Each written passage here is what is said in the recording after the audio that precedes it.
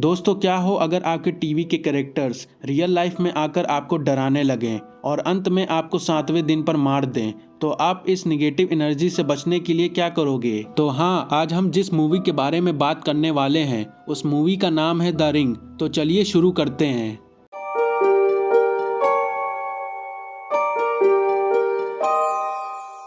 तो मूवी की शुरुआत में हम कैटी और बेका नाम की दो टीनेजर्स लड़की को एक रूम में आपस में बात करते हुए देखते हैं, जहां कैटी बेका को एक कर्स टेप के बारे में बताती है, जहां वो उसे उस कर्स टेप को देखने वाला कोई भी इंसान 7वें दिन पर मारा जाता है। लेकिन इसी के साथ कैटी बेका को ये बताती है कि वो उस टेप को अपने दोस्तों के साथ बहुत पहले ही देख चुकी है और आज उस टेप को देखे हुए पूरे 7 दिन होने वाले हैं। पर उन दोनों को ही उस टेप की अफवाह पर विश्वास नहीं था और वो इस बात को पूरी तरह इग्नोर कर देते हैं। पर एज ए ऑडियंस हम समझ पाते हैं कि उनके घर में कुछ तो गड़बड़ हो रहा है। नेक्स्ट सीन में हम कैटी को उसके घर के फर्स्ट फ्लोर पर जाते हुए देखते हैं, जहाँ पे एक कमरे के अंदर बहुत पानी भरा होता है। इसीलिए कैटी उस कमरे के अंदर जाती है और अंदर जाते ही उसे एक टीवी दिखाई देता है, जिसे देखकर वो बहुत जोर से चिल्लाती है और उसके तुरंत बाद ही वो मारी जाती है। मूवी के नेक्स्ट सीन में हम एक छोटे से बच्चे एडन को उसके स्कूल के अंदर ड्राइंग बनाते हुए देखते हैं, जहां उसकी मॉम रेचल उसे उसके स्कूल से पिकअप करने आती हैं। पर तभी एडन की क्लास टीचर रेचल से एडन के बारे में कुछ बात करने लगती हैं। वो रेचल को बताती हैं कि क्लास में एडन अपनी बहन की उसी तरह से ड्राइंग बनाने लगा है जिस तरह से उसकी डेथ हुई थी। जिस पर रेचल उन्हें कहती है कि एडन कैटी से बहुत प्यार करता था, इसीलिए शायद अभी तक वो कैटी के डेथ को एक्सेप्ट नहीं कर पाया है। लेकिन एडन की क्लास टीचर रेचल को समझाती है कि हाँ, मैं जानती हूँ कि एडन अपनी बहन से बहुत प्यार करता था और वो उसकी डेथ को एक्सेप्ट नहीं कर पाया है। लेकिन एडन इन ड्राइंग को कैटी की मौत के पहले से ही कई दिनों से ड्रॉ कर रहा है, जिसे सुनकर रेचल को यकीन नहीं होता है कि आखिरकार एक छोटा सा बच्चा किसी के डेथ के पहले से ही उसे कैसे प्रेडिक्ट कर सकता है। इसीलिए घर पहुंचकर रेचल एडन से उसकी कजन कैटी के हादसे के बारे में पूछती है, जिसे सुनकर एडन अपनी मॉम को सारी बातें बताने लगता है। वो अपनी मॉम को कहता है कि कैटी ने उसे पहले से ही कह दिया था कि वो आने वाले 7 दिन के अंदर मरने वाली है। अब अगले दिन हमें कैटी का फ्यूनरल दिखाया जाता है, जहाँ पर कैटी की मॉम रेचल से कहती है कि कैटी की मौत नेचुरल नहीं थी, क्योंकि जब उन्हें कैटी की लाश सबसे पहले मिली थी तो वो देखना उनके लिए बहुत ही हॉरिफाइंग था और डॉक्टर्स ने भी उन्हें बताया कि कैटी की मौत एक सडन हार्ट अटैक से हुई है, जो कि अक्सर बड़े उम्र के लोगों को ही आता है। लेकिन ये हार्ट अटैक एक 16 साल की लड़की को आना उनके लिए भी शॉकिंग था। और यही नहीं, जब उन्होंने कैटी की फ्रेंड बेका को उस दिन के बारे में जानने के लिए कॉल किया तो उन्हें पता चला कि बेका अब पूरी तरह से पागल हो चुकी है, इसीलिए उसे मेंटल असाइलम भेज दिया गया है। इसीलिए कैटी की मॉम रेचल से उसकी बेटी की मौत के बारे में और भी ज्यादा जानने के लिए उससे उसकी मदद मांगती हैं, जिसे रेचल एक्सेप्ट भी कर लेती है। तो अब उसी रात रेचल कैटी के कुछ दोस्तों से बात करती है, जहां पर उसे पता चलता है कि कुछ दिन पहले कैटी ने अपने कुछ दोस्तों के साथ शेल्टर माउंटेन इन नाम के रिजॉर्ट के अंदर गई थी, जहां पर उन लोगों ने किसी तरह की कर्स टेप को एक साथ मिलकर देखा था। और यही नहीं, वो लोग रेचल को ये भी बताते हैं कि उस दिन कैटी के साथ जितने भी लोगों ने उस टेप को देखा था उन सभी की मौत एग्जैक्ट उसी दिन और उसी टाइम पर हुई है, जिसे सुनकर रेचल भी यकीन नहीं कर पाती है। इसीलिए नेक्स्ट डे रेचल उस केस पर और भी ज्यादा इन्वेस्टिगेशन करने लगती है, जहां पर उसे कैटी की उसी दिन की ग्रुप फोटो मिलती है, जो कि बहुत ही डिस्टॉर्टेड थी। रेचल को अब कुछ समझ में नहीं आ रहा था कि वो आगे क्या करे, इसीलिए वो डिसाइड करती है कि वो भी उसी जगह पर जाकर उस कर्स टेप को अकेले देखेगी, जहां पर कैटी अपने पूरे ग्रुप के साथ गई थी। वहां पहुंचकर रेचल उस टेप को प्ले करती है, जहां पर पहली बार उस टेप के कुछ सीन्स को देख पाते हैं, जो कि बहुत ही डिस्टर्बिंग था। अब टेप के खत्म होने पर रेचल को वहां पर किसी का कॉल आता है, जिसे उठाने पर उसे कोई 7 डेज कहकर फोन को काट देता है। लेकिन रेचल इस बात का मतलब समझ नहीं पाती और अगले दिन वो अपने एक्स बॉयफ्रेंड नोवा के पास जाती है, जहां पर वो उसे इस केस के बारे में सब कुछ समझाती है। पर नोवा उसकी किसी भी बात पर यकीन नहीं करता है। लेकिन इसी बीच रेचल ये भी नोटिस करती है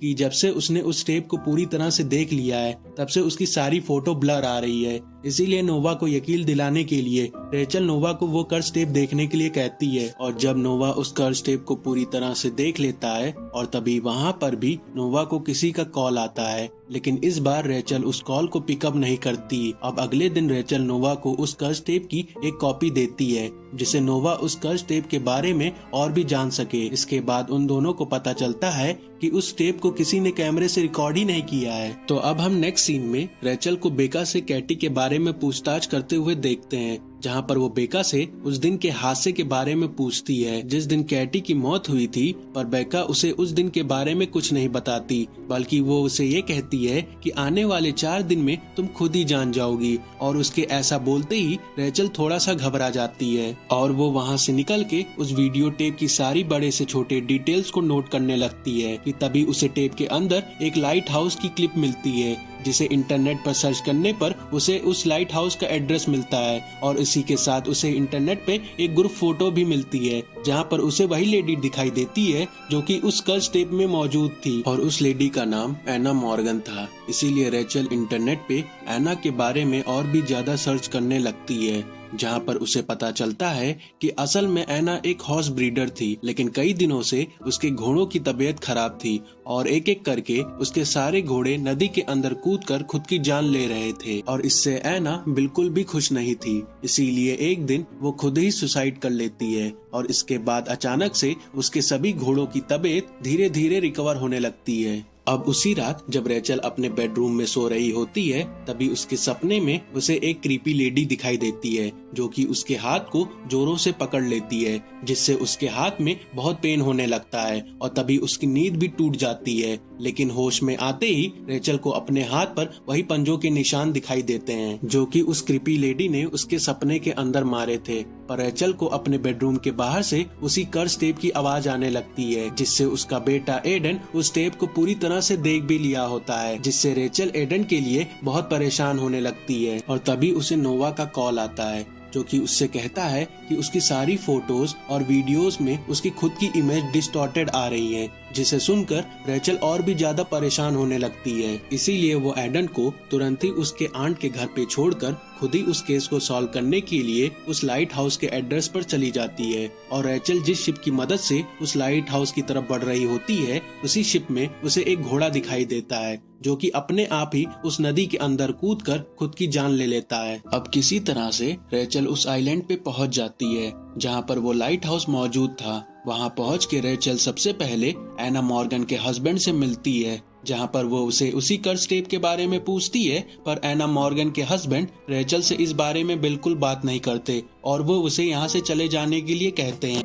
पर वहाँ से निकल के रेचल को वहीं पर एक डॉक्टर मिलती है जो कि रेचल को एना के बारे में सब कुछ बताती है। वो उसे बताती है कि एना के मरने के पहले उसने एक लड़की को गोद लिया था जिसका नाम शमेरा था, लेकिन वो लड़की बिल्कुल भी नॉर्मल नहीं थी क्योंकि उस लड़की के अंदर किसी तरह की पावर थी जिससे वो किसी को भी टेरिफाइंग विजन दिखा सकती थी और वो इस पावर की मदद से पूरे आइलैंड को कर्ज भी कर दी थी। इसीलिए उसके माँ बाप ने उसे एक मेंटल असाइलम में भेज दिया था, पर वहाँ जाके भी शमेरा की मेंटल हेल्थ बिल्कुल सही नहीं होती और इतना सब सुनकर रेचल वापस एना मॉर्गन के घर जाने का फैसला करती है और वो किसी तरह से छुप छुपा के शमेरा के मेंटल असाइलम की रिकॉर्डिंग को देखने भी लगती है, जहाँ पर उसे पता चलता है कि शमेरा कभी भी सोती नहीं थी और वो अपने आसपास के लोगों को विजन दिखाकर उन्हें डराती रहती थी। रेचल उस वीडियो को और भी देख पाती कि तभी एना मॉर्गन के हस्बैंड आकर रेचल के सिर पर हमला कर देते हैं और वो उस टीवी को वहाँ से उठाकर कहीं फेंक देते हैं। इस हमले से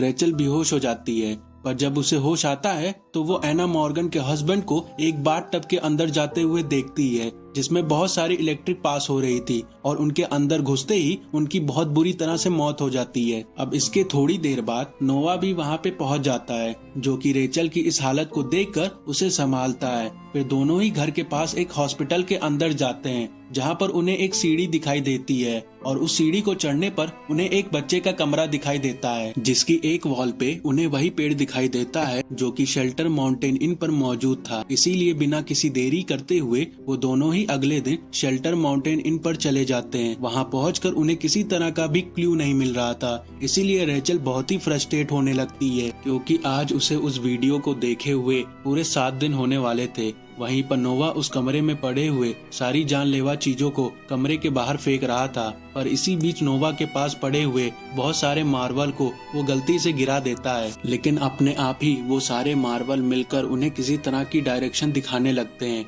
इसीलिए उस डायरेक्शन को फॉलो करते हुए नोवा सामने खड़ी हुई दीवार को हथौड़े से तोड़ने लगता है और दीवार के टूटते ही उन्हें दूसरी ओर एक गहरा कुआं दिखाई देता है। रेचल और नोवा उस कुएं की गहराई को देखने लगते हैं कि तभी अचानक से रेचल उस कुएं के अंदर गिर जाती है और कुएं का टॉप अपने आप ही क्लोज होने लगता है और अंदर गिरी हुई रेचल को शमेरा के विजन आने लगते हैं, जहां पर उसे पता चलता है कि शमेरा को मारने वाला और कोई नहीं उसकी मॉम ऐना थी। जब रेचल अपने सेंस में वापस आती है तो वो अपने बाहों में शमेरा की लाश को देखती है, जो कि अपने आप ही सड़कर कंकाल में बदल जाती है। वहीं बाहर नोवा किसी तरह से रेचल को उस कुएं से बाहर निकालने में कामयाब हो जाता है और बाहर निकलकर रेचल शमेरा की लाश को अच्छी तरह से दफनाकर उसका अंतिम संस्कार करती है और इसी के साथ इस टेप का कर्ज उन पर खत्म हो जाता है। और अगले दिन रेचल आराम से अपने बेड पर एडन के साथ शमेरा की बात कर रही होती है कि वो अब उन्हें कभी भी परेशान करने वापस नहीं आएगी, पर एडन अपनी मॉम को कहता है कि शमेरा की आत्मा कभी भी आजाद होना ही नहीं चाहती, उसे किसी तरह की मुक्ति चाहिए ही नहीं, बल्कि वो तो दूसरों को कर्ज करना चाहती है। और इतना कहकर एडन की नाक से खून बहने लगता है और उसके हाथों पर शमेरा के पंजों के निशान आ जाते हैं, जिससे वो समझ जाते हैं कि अभी तक शमेरा का कर्ज उन पर नहीं हटा है। इसीलिए वो नोवा को सावधान रहने के लिए कॉल करती है, क्योंकि आज उसका 7th डे होता है। पर दूसरी तरफ नोवा को इस बारे में कुछ भी नहीं मालूम था और वो आराम से ऑफिस में बैठकर अपना काम कर रहा था कि तभी वो अपने डेस्क पर पड़े हुए कप को उठाता है, जिसके नीचे एक रिंग का शेप फॉर्म हो जाता है, जिससे पास में पड़ी हुई टीवी अपने आप ही ऑन होने लगती है और उस टीवी से शमेरा बाहर निकलती है और वो नोवा को वहीं पे मार देती है। इसके बाद वहाँ पे रेचल भी पहुँच जाती है, जो कि नोवा की लाश को देखकर सहम सी जाती है और उसको समझ में नहीं आ रहा होता है कि आखिरकार शमेरा की आत्मा ने उसको छोड़कर नोवा को ही क्यों मारा। और घर आकर वो इसी बात को बार बार सोचने लगती है, जिसके कारण उसे एक रीजन समझ में आ जाता है कि शमेरा की आत्मा अपनी कहानी को दूसरों तक पहुंचाना चाहती है और वो खुद उसकी कहानी नोवा को बताई थी। इसीलिए शमेरा का कर्ज उस पर तो खत्म हो गया था, पर नोवा पे नहीं। और वो मूवी के एंड सीन में हम रेचल को एडन के हाथों से शमेरा की कर्ज टेप की कॉपी बनाते हुए देखते हैं, जिसे शायद वो किसी और को पास करने वाली होगी।